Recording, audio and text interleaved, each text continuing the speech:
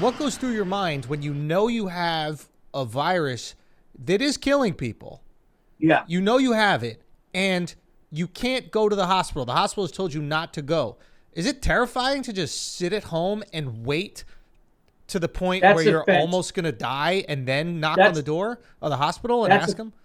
That's a fantastic question. And the short answer is my children and my wife and my family was obviously the first thing I'm thinking about. And yeah, man, I'm not going to lie. Like I said, I stayed in our guest room alone for like the first, almost 2 weeks where I was just by myself at night. I would distance myself from my kids, couldn't hug them or touch them really. Yeah. And the fear of, am I going to wake up in the middle of the night, not able to breathe? And are the hospitals going to be ready for you? That is like a literally like 4-day, 5-day process of thinking every night. That is really fucking scary, man. Yeah.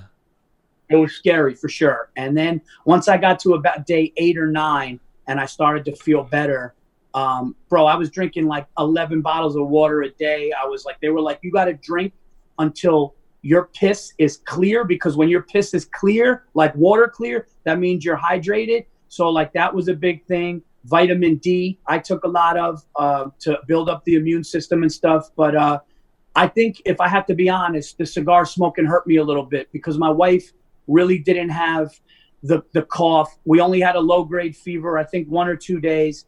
But the cough with me, especially in the throat, and it, now I quit cigars, man. I mean, I don't think I'm ever going back. Really? Yeah, man. Because I mean, listen, if in months the doctors are like good, but I'm worried, I'm concerned. I wanted to look at my lungs, find out what happened. That's an interesting thing, man. How things could possibly change post corona, because so many people vape, so many people smoke hookah, they do all these things because the only thing they're concerned about is potentially lung cancer in the future, right? They're like, oh, maybe I'll get lung cancer when I'm fucking 80 or something like that. You never think about that. Yeah. But when you start hearing that there's a virus that could come around every single year, and if you got somewhat shitty lungs, you could be the one on the ventilator, you start changing your life a little bit, man. And you said something important there. I think people that vape, I think vaping is a really fucking bad thing for this, because they were starting to see all the young people, not all, I don't want to put misinformation, but they say a lot of the younger people that are out there that are dying for this, or they're on the ventilators in the hospital, have also been vaping. Yes.